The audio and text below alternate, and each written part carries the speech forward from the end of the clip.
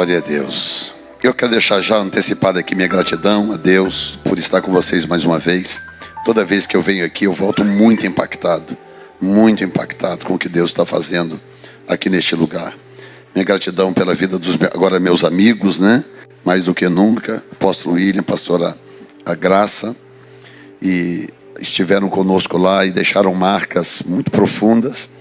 E a igreja ama vocês agora, viu? Você vê, quando nós conversamos ali, que o Diego falou que Deus estava colocando no coração dele, nós entramos juntos, ele mandou logo a mensagem para o grupo dele, mandei a mensagem para o meu, todo mundo fecha na hora. Falei, não, estamos juntos. Vocês conquistaram o coração do povo lá. E quero agradecer aqueles que eu já conheço, tantos aí que abraçaram, que cuidam da gente, a história do cafezinho, né? Cafezinho, pastor, cafezinho. Toda hora um cafezinho quente, e que café bom, viu? E café bom, meu Deus do céu. Delícia. E os irmãos que cozinham para nós, né? Que tem cozinhado para nós ali no salão. Gente, que coisa boa, viu? Eu tentando, né? Para ver se eu mantenho a barriga. Estou tentando diminuir a barriga. Aí eu bato em São João do Meriti e a barriga cresce de novo.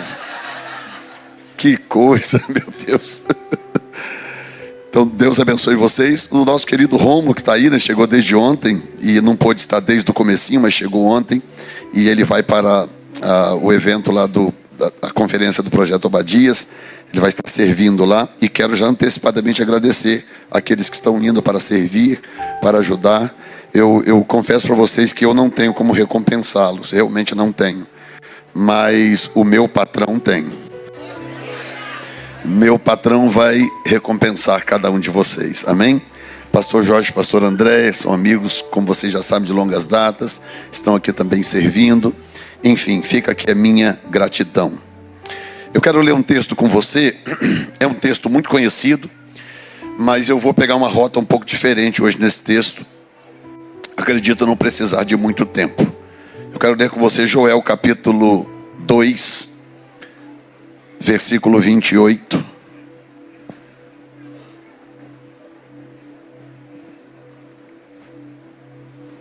Joel capítulo 2, versículo 28. Diz assim: e há de ser que depois derramarei o meu espírito sobre toda a carne, e vossos filhos e vossas filhas profetizarão, os vossos velhos terão sonhos, os vossos jovens terão visões. E também sobre os servos e sobre as servas, naqueles dias, derramarei o meu espírito. E mostrarei prodígios no céu e na terra, sangue e fogo e colunas de fumaça. O sol se converterá em trevas e a lua em sangue, antes que venha o grande e terrível dia do Senhor. E há de ser que todo aquele que invocar o nome do Senhor será salvo, porque no monte Sião e em Jerusalém haverá livramento, assim como o Senhor tem dito, e nos restantes que o Senhor chamar. Levante a sua mão assim e diga: Senhor, no encerramento desta conferência,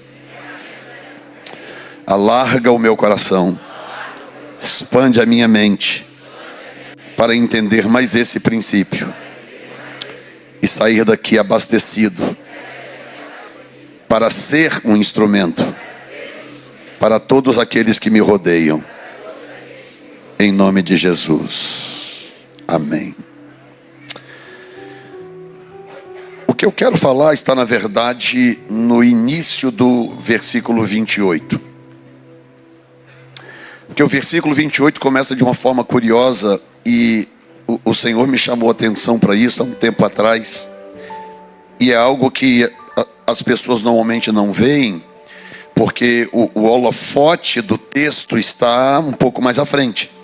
Quando fala em derramar o Espírito sobre toda a carne, ele fala sobre profetizar, fala sobre ter visões, etc. O brilho dessa parte é muito intenso. A gente tende a não perceber algo que tem antes. E eu fiz uma pesquisa e descobri que por 40 vezes a Bíblia usa o termo depois disso. 40 vezes. E todas as 40 vezes o que vem antes é determinante para o que vem depois. Então toda vez que você estiver lendo a Bíblia e tiver dito assim, por causa disto ou depois disto, o que vem depois tem a ver com o que está antes do depois. Então, se eu for dar um tema para essa mensagem hoje, eu chamaria de antes do depois. Antes do depois. E aí você vai entender por quê. O texto começa dizendo o seguinte: e há de ser que depois derramarei do meu espírito sobre toda a carne. Aí você vai virar aí para quem está à sua direita e à esquerda e você vai perguntar assim: depois de quê? Pergunta para o outro lado agora, fala, depois de quê, varão? Varoa. E há de ser que depois derramarei do meu espírito sobre toda a carne. Esse texto já foi usado muitas vezes, inclusive por mim, para falar sobre o avivamento, para falar de promessas de Deus para o seu povo, desde o livro de Atos, porque quando o Espírito Santo veio sobre os primeiros membros da igreja do Senhor Jesus, que inclusive eram todos judeus, o Espírito foi derramado, veio como uma promessa do Senhor, que em Atos 1:8, quando ele é assunto aos céus, aliás, antes de ser assunto aos céus, ele vira para os seus discípulos e diz: olha, não se afastem de Jerusalém, não se ausentem de Jerusalém. Parece uma orientação simples. Dizer assim: olha pessoal, não saiam de São João do Meriti, até que aconteça isso e aquilo. Parece uma coisa simples, não é verdade? E seria se a vida deles não estivesse correndo risco. Seria algo muito simples se o Sinédrio e os soldados romanos não estivessem à caça deles. Porque o corpo de Jesus tinha desaparecido do túmulo. Os soldados que viram o sobrenatural do anjo descendo e rolando a pedra foram subornados pelo sumo sacerdote para negarem que o sobrenatural tinha acontecido, e criaram uma narrativa. O diabo é especialista em narrativas. Inclusive ele faz isso na política todo dia. Cria uma narrativa para poder vender uma mentira. E o sumo sacerdote subornou os soldados que tinham visto. Eles viram o anjo descer e rolar a pedra. Eles caíram como mortos. Eles ficaram tão sobressaltados de ver aquela cena que eles caíram no chão como mortos. Quando acordaram do susto, o túmulo já estava aberto e o corpo de Jesus já tinha desaparecido. Mas eles chegaram com dinheiro e bancaram a mentira. Não, vocês vão mentir. Então escute bem, escute esse paralelo, porque vai fazer sentido daqui a pouco. Eles tentaram parar o mover sobrenatural da ressurreição com grana, com dinheiro. Tentaram corromper os soldados e corromperam. Os soldados, por medo de ver aquela sacola de moedas de ouro, de prata e de ouro, falaram: uma mentirinha aqui, outra ali, isso não vai mudar nada. E aí foram lá e alteraram a história e abraçaram a narrativa do Sinédrio, do sumo sacerdote. Falaram: não, a gente cochilou, a gente dormiu, e à noite vieram os discípulos dele e roubaram o corpo. Quem criou a narrativa foi o Sinédrio, foram os sacerdotes, o sumo sacerdote e os sacerdotes de Israel. O Roma não está sabendo dessa manipulação da narrativa. Então eles pegaram a mentira narrativa e venderam para Roma, porque o poder de polícia estava entre as autoridades romanas. O Sinédrio não tinha poder de polícia. Então eles venderam a mentira para os soldados romanos, para o centurião e para Pilatos. E aí começou uma caçada. ao corpo. Onde é que está o corpo? Onde vocês esconderam o corpo? E saíram pela cidade à caça dos homens que roubaram o corpo. Aí Jesus pega esses discípulos, tiram ele da cidade, vai no Monte das Oliveiras, e lá ele é assunto aos céus. E pouco antes de ser assunto aos céus, ele pede para eles algo muito difícil, porque eles já estavam do lado de fora da cidade. Dali agora era só cair no mundo, estavam salvos, não tinham risco de vida, não tinham nada. Aí Jesus vira para eles e diz assim: não se ausentem de Jerusalém, até que do alto vocês sejam revestidos de poder. Jesus sabia que aquela injeção de dinheiro... Quem está me ouvindo? Não distraiam, olhem para mim aqui. Aquela injeção de dinheiro na tentativa de destruir o que ia acontecer 10 dias depois, que era o derramamento do Espírito. Jesus sabia que aquilo ali era uma investida do diabo. Ouça o que eu estou dizendo. O diabo, diante do momento mais crucial da história da igreja, que foi o derramamento do Espírito, qual foi o instrumento que ele usou para tentar parar isso? Diga comigo: dinheiro.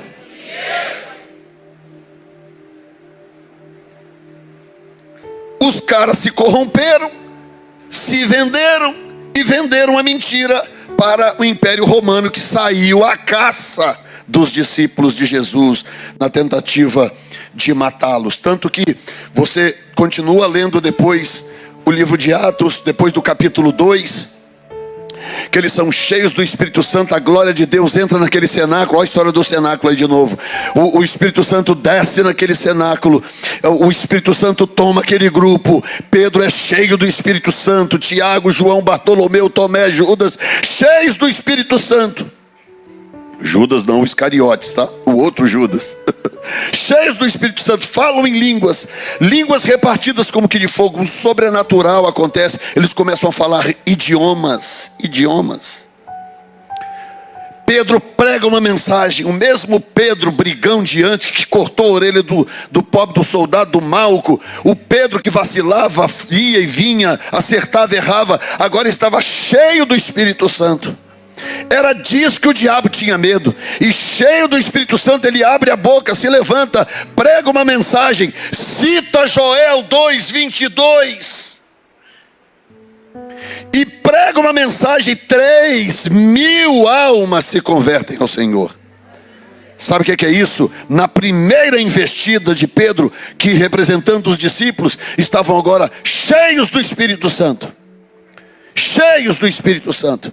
E a palavra dele agora é irresistível. O mesmo homem de dias antes, o mesmo pregador de dias antes, o mesmo discípulo de dias antes, o mesmo apóstolo de dias antes, agora estava cheio do Espírito, e a sua palavra se tornou irresistível. Eu fico impressionado quando a gente ouve os testemunhos aqui mesmo, né?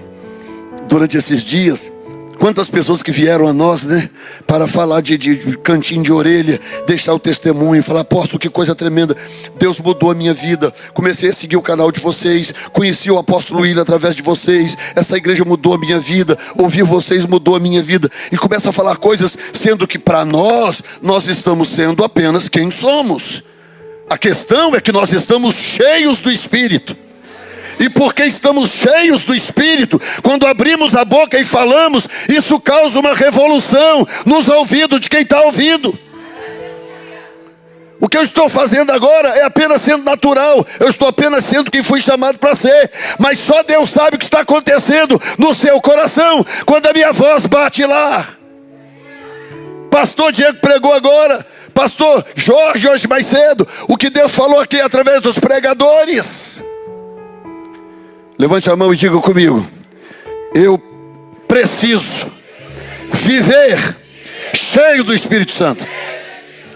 Diga: não há a menor possibilidade de eu vencer e dar certo sem estar cheio do Espírito Santo de Deus.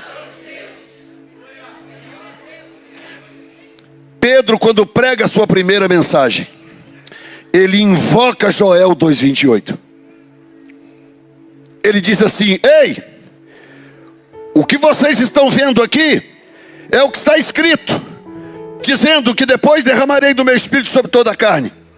E ele anuncia, ele não fala todo o texto, há uma razão por isso que eu não vou entrar aqui agora. O que prova que esse texto cumpriu uma camada, há uma outra camada a se cumprir. Na verdade ela se cumpre todo dia. Toda vez que reúne um povo faminto sedento de Deus, se cumpre Joel 2:28. Mas o interessante é que Pedro invoca isso lá atrás, mostrando que a tentativa do diabo de comprar o fim do mover, pagar gente para impedir que o Espírito fosse derramado, havia falhado. O Espírito Santo estava lá agora, e era de forma visível, era glorioso. Aquele Pedro, mesmo Pedro problemático de antes, foi até repreendido por Jesus publicamente. Agora esse homem estava tão cheio de poder, tão cheio de glória. Estava conversando isso no carro com Pedro, né? Pedro transportando a gente falando sobre isso. E ele saía pela rua, era uma multidão sempre, não dava para falar com o cara sempre, não dava para parar ele sempre, para impor as mãos, orar por você. O pessoal começou a tomar atitudes de fé. Falou, não, ele vai passar onde? Vai passar em tal lugar. O sol está para aquele lado, o sol está do lado de cá. Então faz o seguinte, coloca os enfermos todos deitados em camas do outro lado, para ver se a sombra dele pelo menos toca os enfermos. Aí tem gente que diz assim, a Bíblia não diz que a sombra de Pedro curava. Diz só que o pessoal colocava. Colocava por quê? Por que colocava lá o doente para a sombra de Pedro tocar? Por que eles faziam isso? É porque funcionava. Já pensou a sua sombra cheia do Espírito Santo? Você andar de tal forma com o Senhor que a sua sombra está cheia do Espírito. A sua sombra toca nas pessoas e as pessoas são de alguma forma abençoadas. E tem um segundo princípio aqui que eu vou aproveitar e soltar logo. Olha bem, a Bíblia diz, sem fé é mais ou menos difícil agradar a Deus. Não, sem fé, isso que eu... Meu Deus, falei errado. Sem fé é complicado agradar a Deus. Não, sem fé vai dar trabalho para você agradar a Deus. Também não. Então como é que é o texto? Sem fé? Impossível. O que esse texto me diz? Esse texto me diz que a mola mestra ou propulsora do sobrenatural, dos milagres no reino de Deus é a fé. É a fé. A mulher do fluxo de sangue, que ele citou aqui hoje também de novo, aquilo ali é um exemplo de fé. O texto diz, e ela dizia para si mesma. E ela dizia para si mesma. Eu sei que é bom alguém dizer algo para nós, e Deus usa as pessoas mesmo para falar conosco. Uma palavra rema, ou uma palavra profética direta, é maravilhoso. Eu mesmo sou abençoado, já sou velho de casa, já pastorei, já cuido. Mas quando Deus levanta alguém, e é algo original, algo legítimo, e fala comigo, meu Deus, que coisa maravilhosa. Sim, é muito bom. Ah, mas como é bom quando você amadurece ao ponto de você dizer para você mesmo. Quando você tem fé para você mesmo edificar a si próprio. Porque um belo dia não vai ter ninguém para falar nada para você. Um belo dia não vai ter um profeta do lado para chegar com charabacantas e soltar uma palavra para você. Então diga você mesmo. Diga, não, se eu tocar na aba do vestido dele, eu vou ser curado. Não, se a sombra dele me tocar, eu vou ser curado. É o mesmo princípio da mulher do fluxo de sangue com o povo que ficava lá esperando a sombra de Pedro passar. É o mesmo. Você não vai encontrar um texto na Bíblia com Pedro dizendo, gente, atenção, vou passar na rua 9 daqui a 2 dias, por favor coloquem os doentes, porque eu vou passar com a minha sombra, hein? As pessoas, era a iniciativa das pessoas. Não, esse cara é um homem de Deus. Esse cara ressuscitou mortos, curou enfermos, ele andou com Jesus, ele viveu com Jesus 3 anos e meio. Esse homem está cheio do Espírito Santo. Você ouviu ele pregar aquele dia de Atos 2? Você ouviu? Esse homem está cheio de Deus. Não dá para falar com ele porque ele está muito ocupado. Mas se pelo menos a sombra dele me tocar. Se nós recuperássemos Deixa eu colocar diferente essa frase. Quando nós recuperarmos a fé do que Deus pode fazer através de homens e mulheres que Ele ungiu, deixa eu te dizer uma coisa, meu filho, as pessoas vão começar a se comportar de um jeito diferente. As pessoas hoje não respeitam nada nem ninguém, não aqui, por aí afora. No Camboja tem muito. As pessoas não respeitam ninguém, não respeitam homens de Deus, mulheres de Deus. Porque o fulano de tal lá, não sei o que lá, porque o ciclano. Aí as pessoas pegam todos os demais, põem na mesma sacola. Então homens de Deus não prestam mais, mulheres de Deus não prestam mais, porque o fulano fez um escândalo, porque o ciclano roubou a igreja, porque o Beltrano não sei o que lá. A gente pega e coloca todo mundo numa sacola só, e a gente esquece que no meio de toda essa confusão, de todos os escândalos, existem homens de Deus e mulheres de Deus honestos e fiéis, pagando um preço caríssimo para representar o Senhor na terra, cheios do Espírito Santo, esperando um ato de fé da sua parte.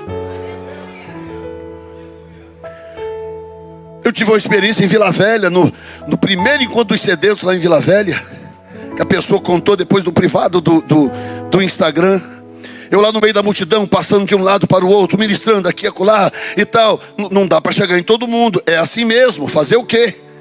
Se chama todo mundo aqui à frente, eu não consigo, ninguém consegue tocar e impor as mãos em todo mundo. Eu fui, passei para lá, passei para cá, e tinha uma irmãzinha lá, com problema de saúde, e eu ia passando para lá e para cá, e ela falou assim, bom, aquela mulher cananeia tocou na veste de Jesus e foi curada. Quando o apóstolo passar aqui, eu vou pegar na ponta do paletó dele.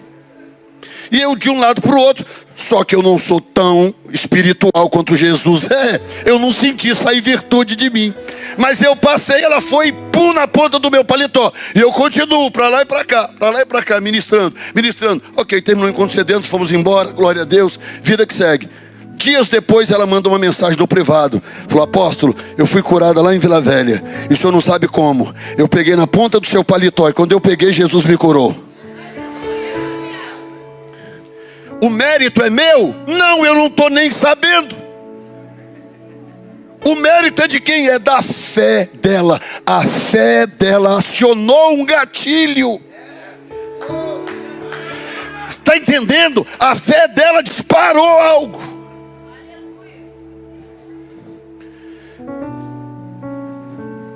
Imagina o que poderá acontecer em meio a um avivamento, se a igreja recuperar essa capacidade de crer. Se a igreja resgatar isso, falar, é o seguinte, eu vou na igreja hoje. Apóstolo William é um homem de Deus. Pastora Graça é uma mulher de Deus. Quando ele passar perto de mim, mesmo que ele não me veja, mesmo que ele não fale comigo, mas quando ele passar perto de mim, o perfume dele vai me curar. Santo. Apóstolo, e se ele não tiver passado perfume naquele dia, o CC dele vai me curar.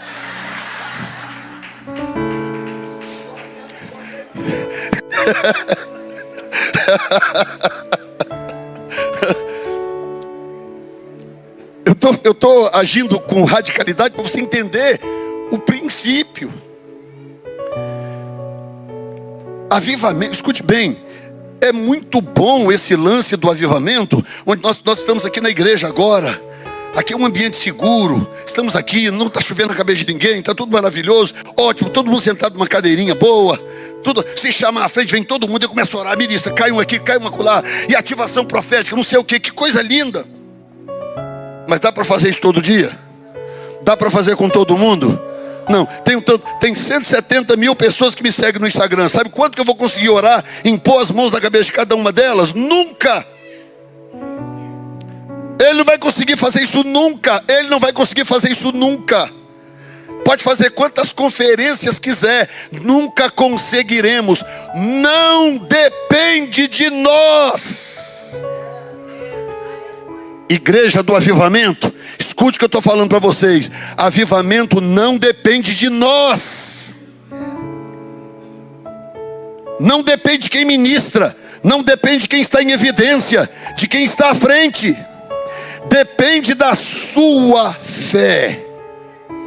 A sua fé é sine qua non. Mas não foi possível, a agenda não permitiu. Mas nós íamos lá, eu e a minha esposa fomos na cidade de Toronto, no Canadá, numa igreja que marcou história, está marcando até hoje. E fomos lá, a gente estava de passeio, era uma viagem não era férias, mas um passeio que a gente estava fazendo, dando um breakzinho do cansaço. E aí entramos no Canadá não, a cidadezinha lá, como é que chama? A cidadezinha dos sonhos. Quebec.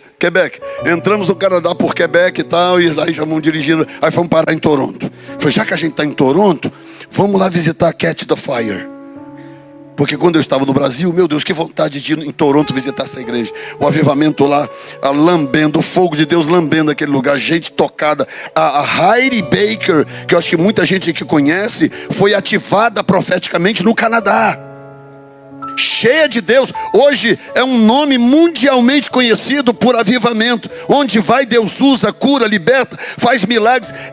Talvez seja a pessoa hoje no mundo que tem mais testemunho de provisão para contar.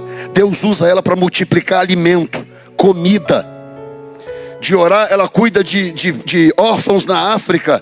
Quantas vezes não tinham o que comer, uma rapinha de arroz na panela, ela tampar a panela, mandar todo mundo estender as mãos, estenda as mãos para cá, orar, quando tira a tampa, a panela está cheia.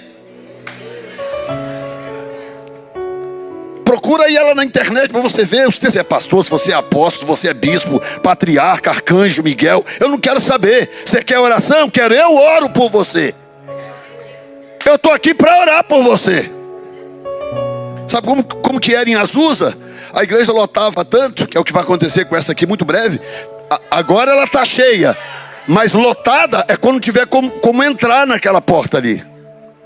Aí é lotado, completamente lotado, não tem como entrar ali. Em Azusa era assim, a pessoa chegava na porta e não tinha como entrar. Quem tivesse na porta orava pela pessoa.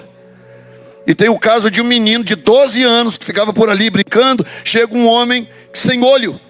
Não era cego, ele não tinha olho. 2 buracos vazios assim. E o homem chega, aí chega na porta da igreja. O menino fala, eu posso ajudá-lo? Eu vim aqui porque falaram que tem um pastor aqui que ora e acontece milagres e tal. Aí o menino fala, olha, não tem como o senhor entrar aqui não. Está completamente abarrotado, não tem como entrar. E os cultos lá duravam 5 horas, 4 horas, 6 horas. Onde será que eu vi isso, gente? Onde será que eu vi um lugar mais ou menos assim?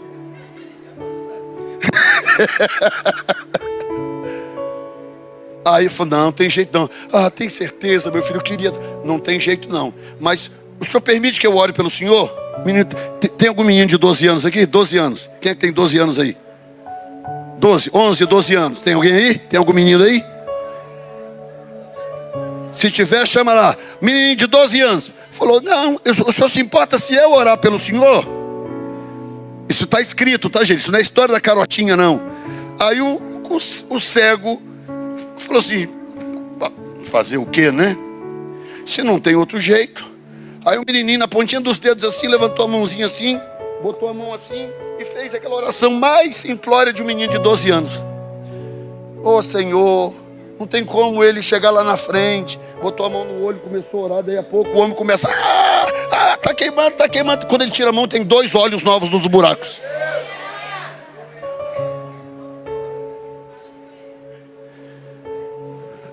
Santo. Você tem 12? 11, serve, vem cá. Você consegue imaginar um menino desse? Tá bom, vou ficar com ele mesmo.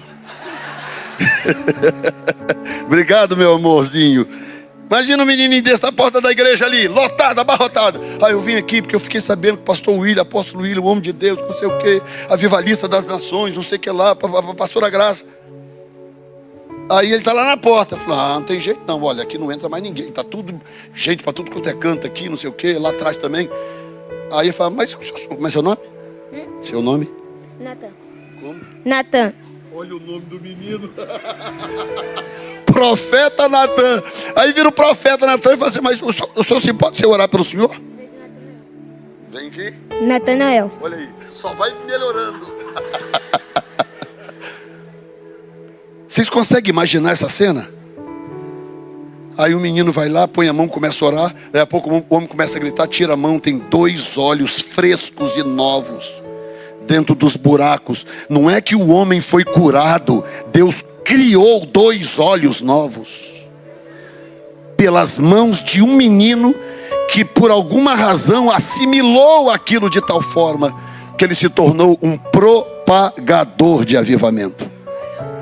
Tinha um grupo de mulheres. Obrigado, Natan, Deus te abençoe. Você quer orar por alguém? Olha no auditório lá, escolhe alguém para você orar. Olha lá, escolhe um. Quem que você quer escolher?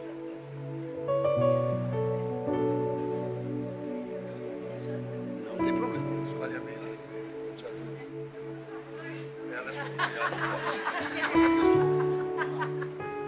Olha lá. Pode escolher que vai dar certo.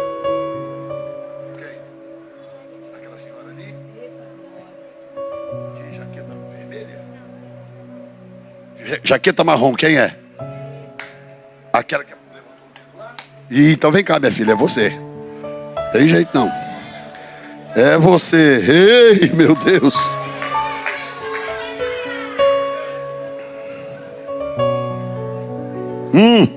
Santo.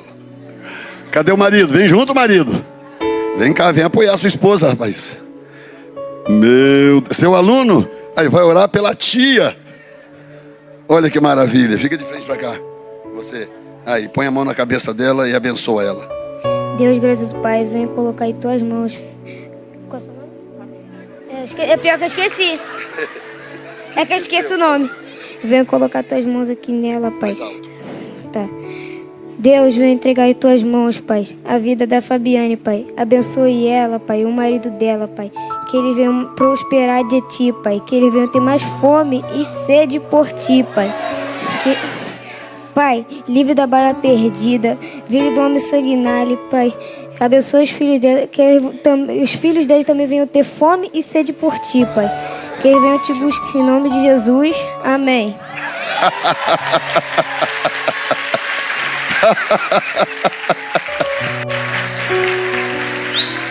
Oh! Aleluia!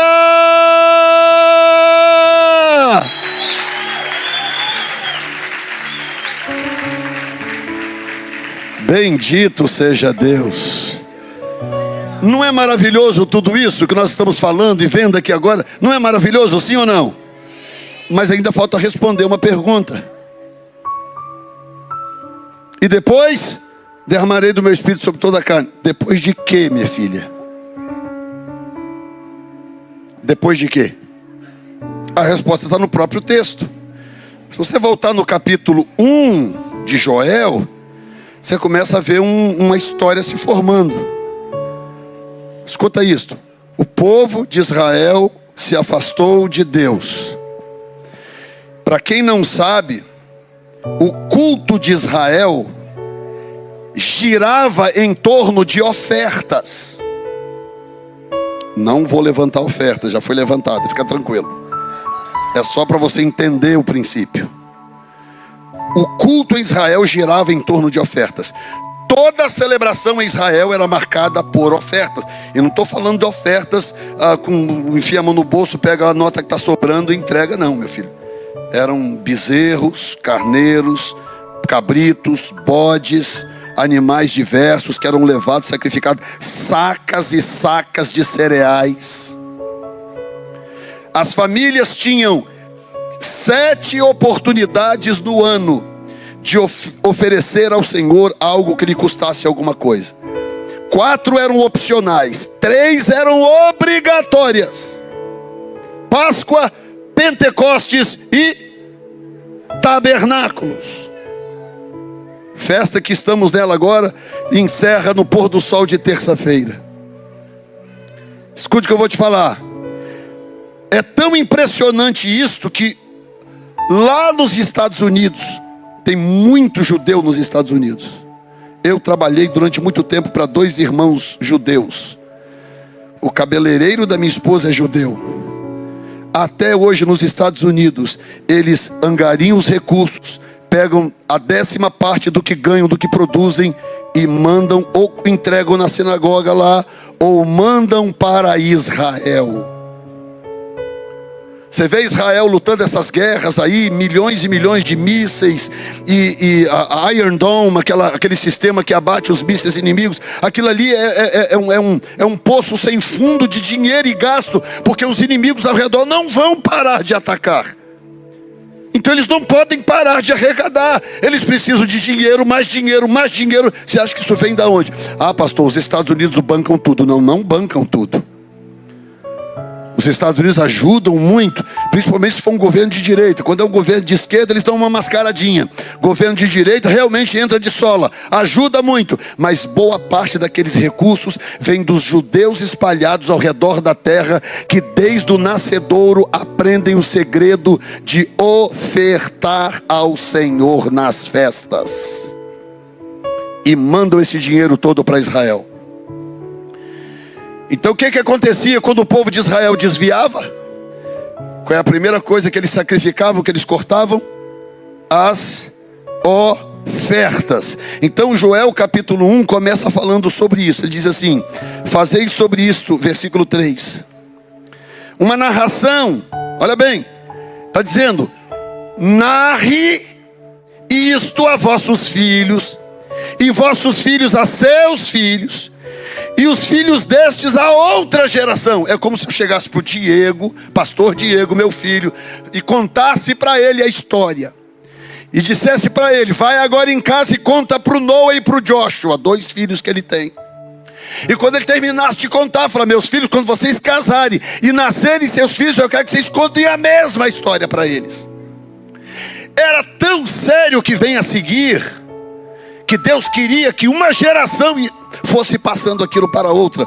E aí o texto continua dizendo: conte para as próximas gerações, que o que ficou da lagarta comeu o gafanhoto, e o que ficou do gafanhoto comeu a locusta, e o que ficou da locusta comeu o pulgão. Eu gosto muito da versão nessa parte da versão atualizada, e eu vou pegar ela aqui emprestada agora no versículo 4, que diz assim: o que deixou o gafanhoto cortador comeu o gafanhoto migrador.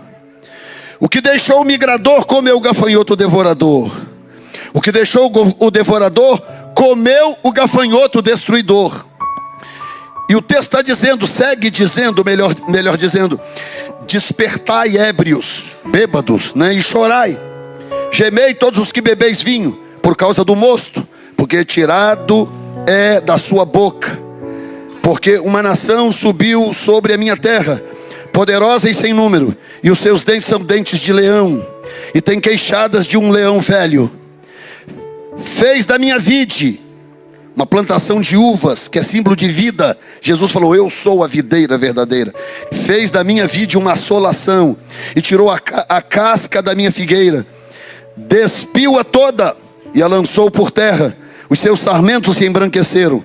Lamenta como a virgem que está cingida de pano de saco pelo marido da sua mocidade. Quer dizer, olha bem, ficar viúva bem no início ou antes do seu casamento.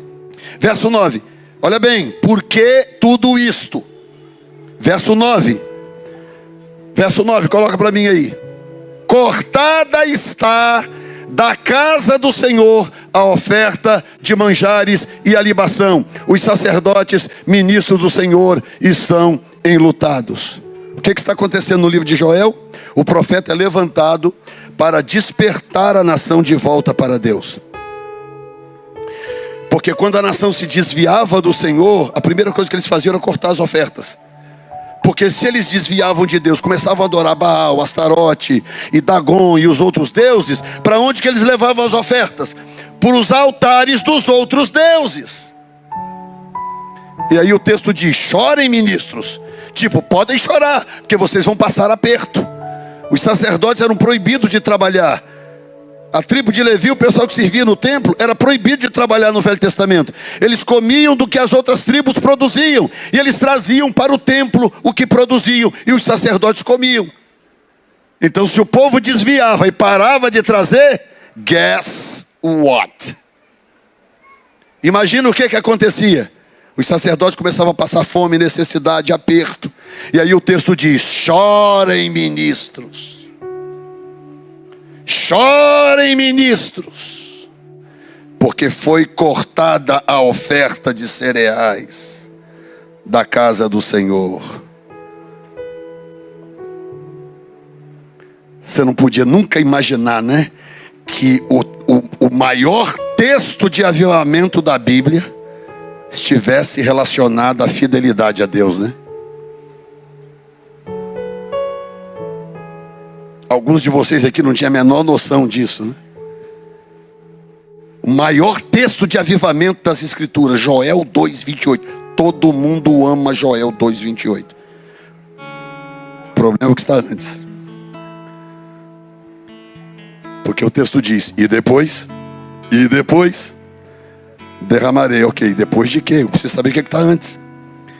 E antes nós temos 2 ensaios acontecendo.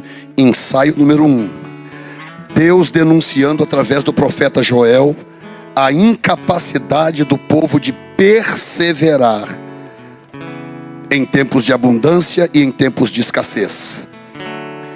Deus estava chamando o povo à responsabilidade, dizendo: vocês precisam perseverar. Diga para o seu vizinho: perseverança. Diga: perseverança é o segredo.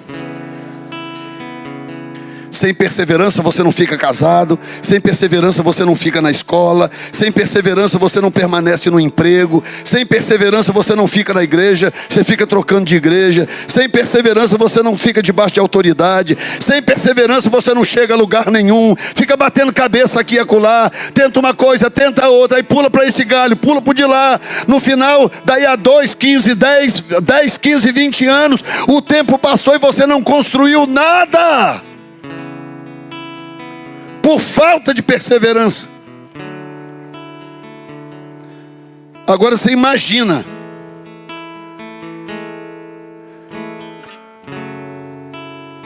Avivamento talvez seja o que há de mais sagrado no coração do Deus Todo-Poderoso, Criador do Universo. Avivamento é o que há de mais puro e mais sagrado no plano de Deus para o tempo do fim. Como é que Deus vai confiar uma obra de avivamento para pessoas que não conseguem perseverar em coisas tão simples e tão básicas? Coisas do dia a dia, coisas da vida. Dentre elas, a capacidade de manter a obra, de ser o sustentáculo da obra. Eu vou dizer uma coisa para vocês agora, e é profético, e é muito bom que vocês não estejam gritando, dando glória a Deus, porque eu preciso que vocês ouçam o que eu vou dizer. Deixa eu dizer para vocês aqui uma coisa: há pessoas neste lugar que, ao entender o que eu estou dizendo, serão elevados para Deus para um outro nível, se tornarão empresários, donos do seu próprio negócio, serão promovidos em seus empregos, porque essas pessoas serão levantadas por Deus para financiar o que Deus está fazendo aqui.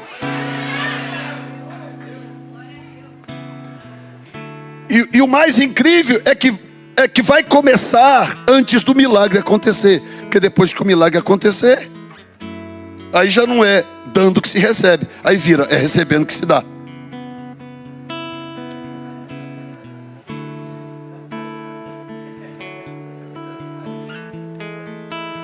Apóstolo Jefferson, que autoridade o senhor tem para dizer isso? Eu poderia até contar a minha história aqui, mas não estou pregando sobre mim. Mas está aqui a minha esposa e meu filho, que são testemunhas. O quanto que a gente semeia. E há muito tempo que a gente faz isso.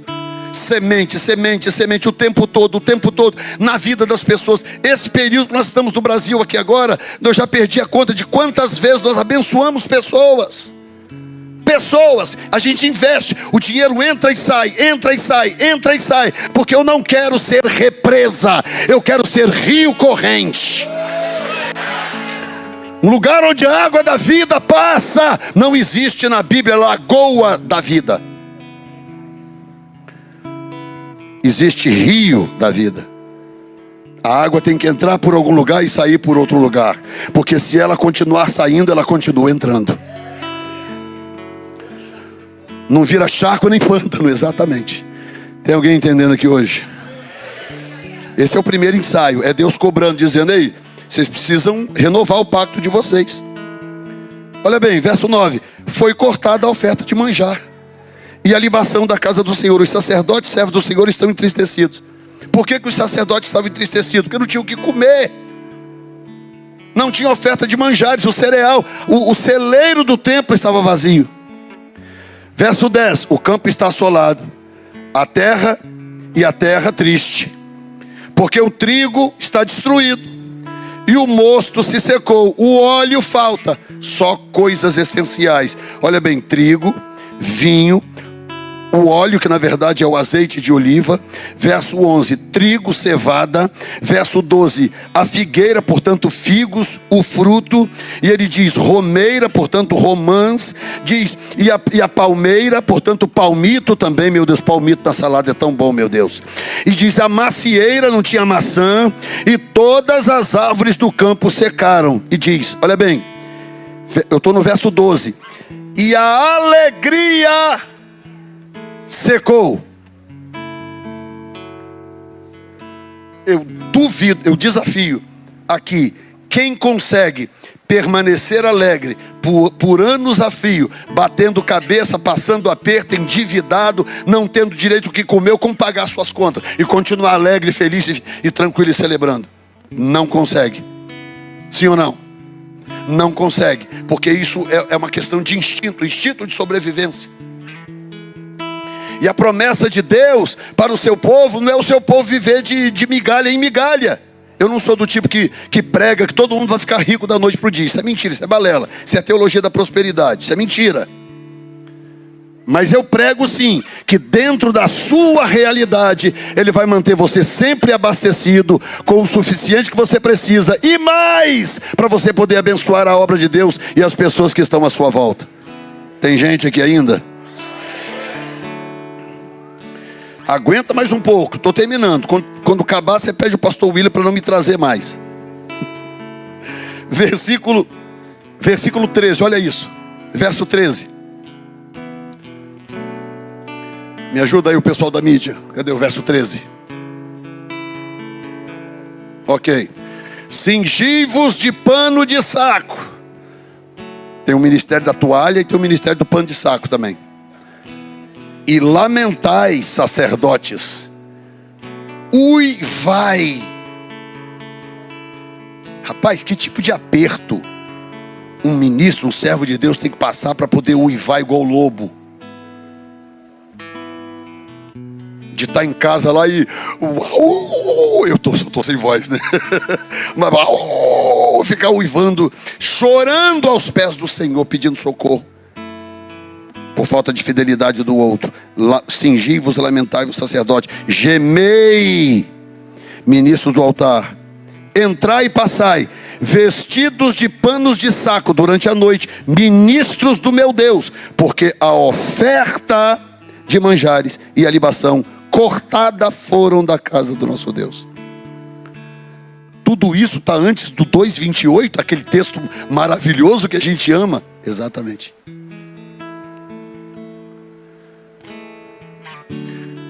Você sabia que tem gente que vem para o avivamento, celebra o avivamento, festeja o avivamento, dá glória no avivamento, mas não ajuda a financiar o avivamento?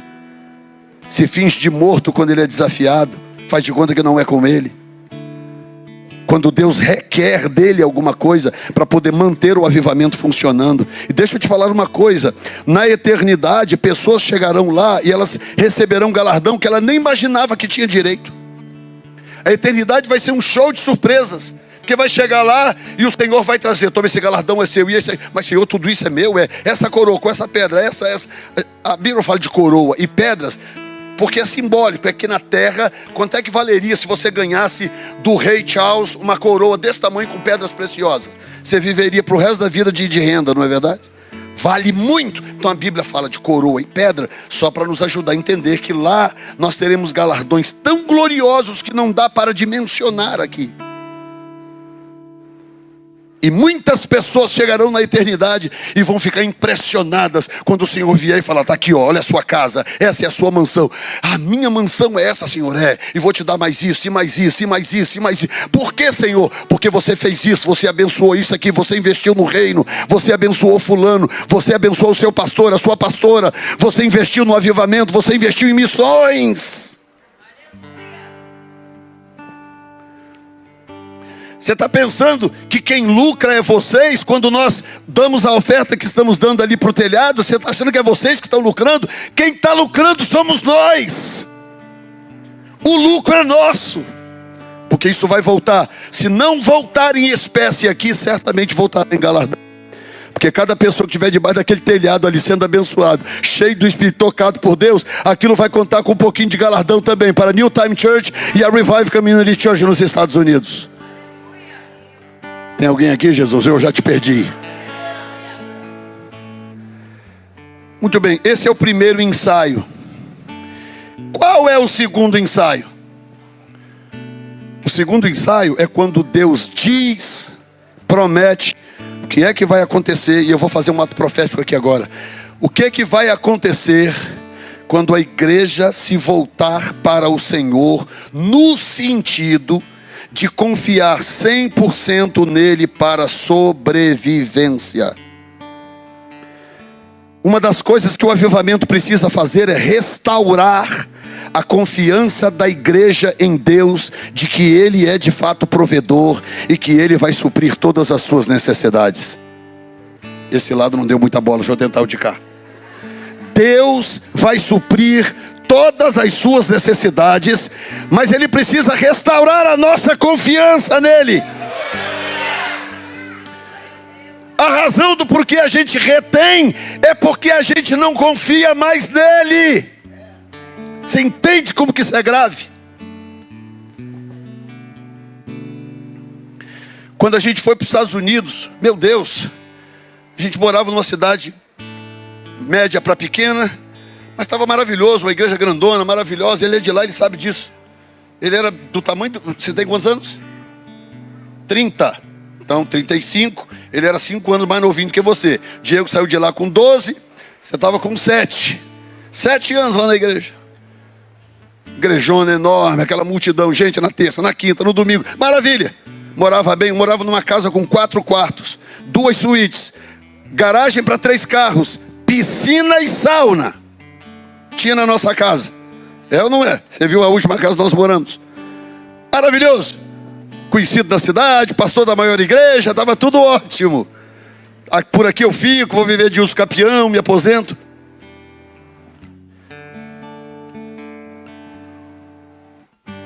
Aí Deus, que parece que não tem juízo nenhum, vira e fala: acabou seu tempo aqui, vou te levar para uma outra nação. É um caso bem específico, tá, irmãos? Eu acredito em ministérios duradouros e longínquos. O meu caso é um caso muito específico.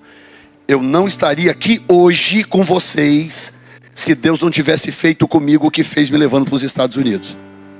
Vocês nunca saberiam que eu existia. Eu nunca conheceria esse homem de Deus.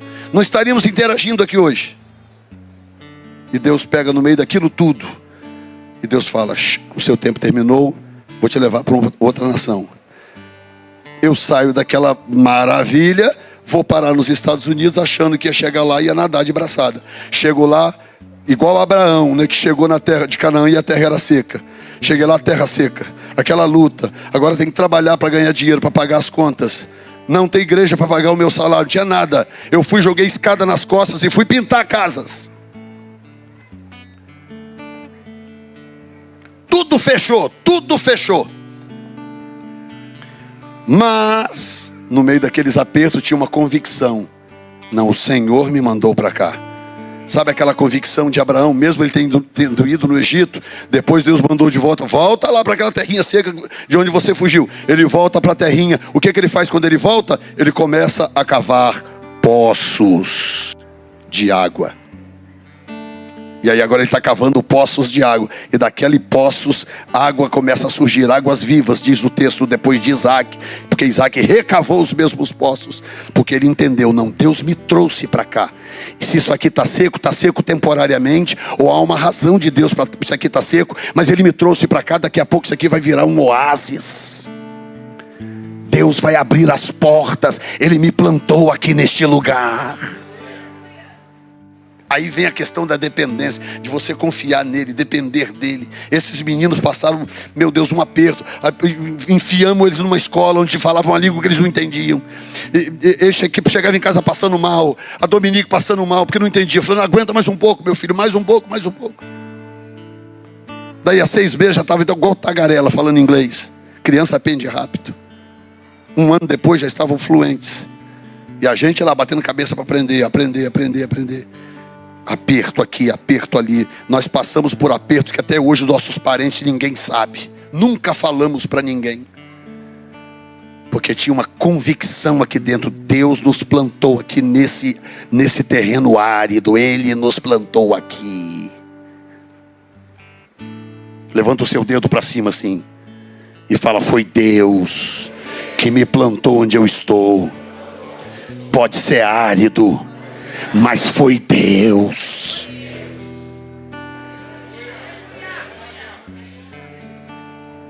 Então eu vou voltar a depender dele. Eu vou voltar a crer nele. Aí o segundo ensaio começa no versículo 18 do capítulo 2. Olha bem. Então o Senhor terá zelo da sua terra e se compadecerá do seu povo. A partir da restauração, é um pacto. Esse livro, antes de chegar no verso 28, ele está cobrando um pacto novo do povo.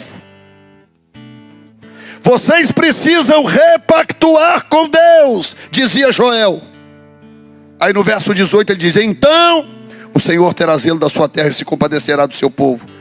E o Senhor responderá e dirá ao seu povo. Agora eu vou ler no sentido corrente. E se tiver a ver com você, eu quero ouvir um glória a Deus da sua parte. E o Senhor responderá e dirá a seu povo, eis que vos envio o trigo, e o mosto, e o óleo, e dele sereis fartos. E vos não entregarei mais ao opróbrio entre as nações.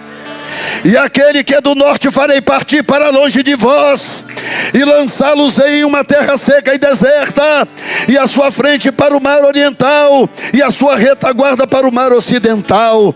E subirá o seu mau cheiro, e subirá a sua podridão, porque fez grandes coisas. Isso ele vai fazer com o teu inimigo, com aqueles que te perseguem. E verso 21 diz, não temas, ó terra, regozija-te e alegra-te, porque o Senhor fez grandes coisas. Não temas, animais do campo, porque os pastos do deserto reverdecerão, porque o arvoredo dará o seu fruto, e a vide e a figueira darão a sua força. E vós, filhos de Betel, filhos de Sião, regozijai-vos e alegrai-vos no Senhor vosso Deus, porque ele vos dará ensinador de justiça, e fará descer a chuva, a temporã e a serôdia no primeiro mês. Verso 24, coloque-se de pé.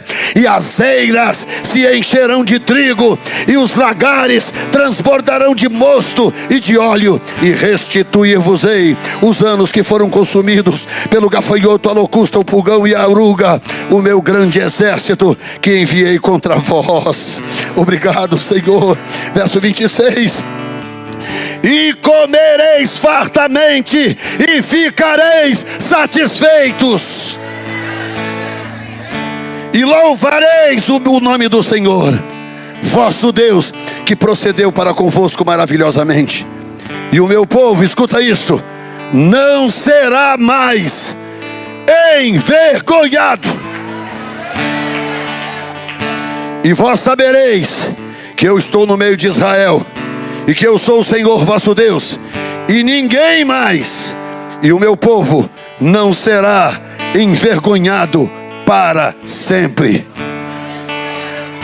E agora vai fazer sentido o versículo 28. E há de ser que depois derramarei o meu espírito sobre toda a carne. Depois de quê? Número 1, depois que o povo de Deus fizer um concerto com Deus, de nunca mais ser infiel a Deus, nunca mais privar a obra de Deus do que lhe é de direito. Número 1. Número 2, depois que houver uma restauração na sua vida material e na sua vida financeira.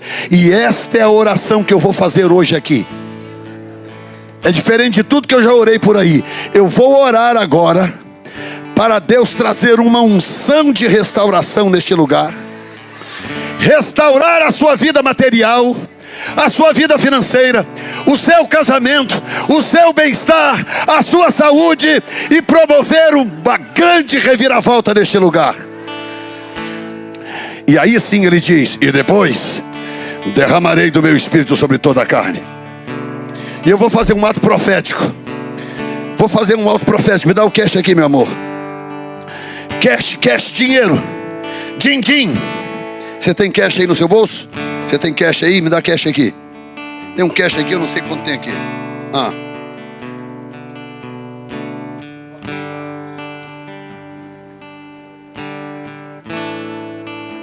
Reais e dólares. Não tem. Propaganda enganosa.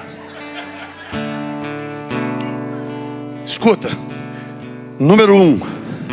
Nós vamos ter um som agora suave. Tecladista, ligado aí no Senhor. Um som suave agora. Eu vou dar para você 30 segundos. Não precisa mais do que isso. Você vai fazer um pacto com Deus aqui agora. Eu não preciso saber. Por isso que é 30 segundos. É você e Deus. Você vai fazer um pacto com Deus. Opa, tem mais aqui. Mais dinheiro.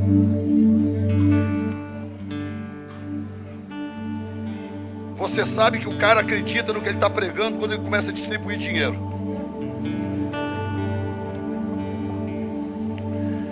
"30 segundos, você vai fazer um pacto com Deus aí agora." Eu sei que tem gente aqui que não é sequer fiel nos dízimos. O assunto não é esse, mas eu sei que tem. E essa igreja, escute, esta igreja chegou numa dimensão da manifestação da presença de Deus que não pode ter brecha nenhuma aberta aqui. Não pode. Eu estou falando isso com autoridade apostólica, permitida pelo anjo da igreja, que confia na minha sensibilidade. Você agora vai fazer um pacto com Deus.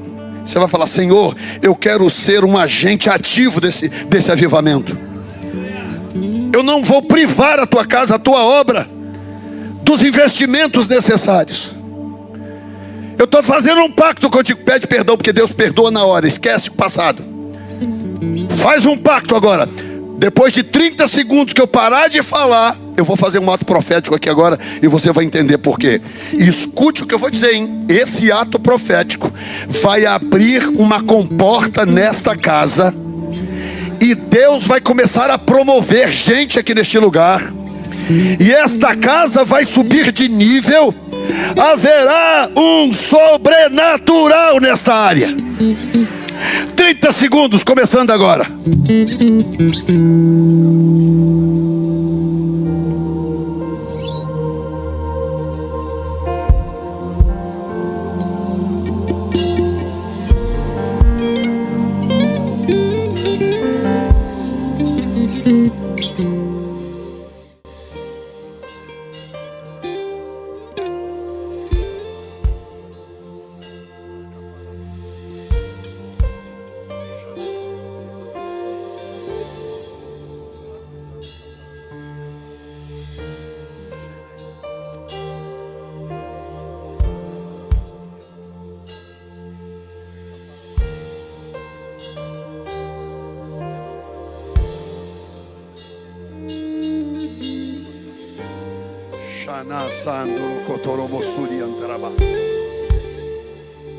Pode acender a luz de novo, olhem para mim aqui.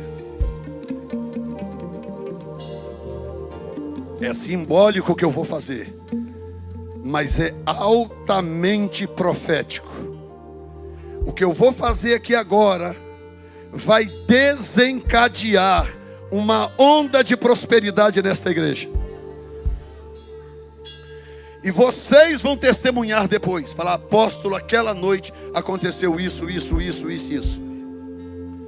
Mas vai acontecer com quem? Vai acontecer com quem entendeu a mensagem e se pactuou com ele aqui hoje. Porque Deus não vai dar asas a cobras, de botar recurso na mão de gente avarenta, de gente que não sabe o que fazer com ele, que não tem como prioridade absoluta o Senhor. Empresários, vocês que estão aqui, que são empresários, sejam inteligentes. Sejam inteligentes. Invista nesse avivamento. Invista. 200 mil para fazer um negócio aqui atrás. Vocês estão de brincadeira comigo? 200 mil, gente. Isso aqui vocês matam isso fácil. Se reúnam aí os empresários. Falam, nós vamos construir esse negócio, pastor.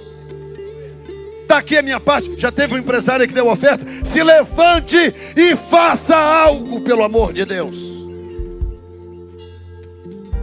Deus pode trazer de fora? Pode. Mas não é negócio para vocês que Ele traga isso de fora.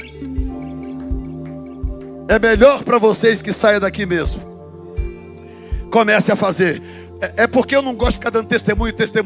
Parece que a gente está pregando de si mesmo. Mas quantas vezes abrimos mão de tudo que a gente tinha por acreditar em algo, crer em algo. Sabe o que é pegar um instrumento, o único instrumento que você tem, o único, e sem dinheiro para comprar outro, ir lá e dar de oferta porque você não tinha uma moeda para dar?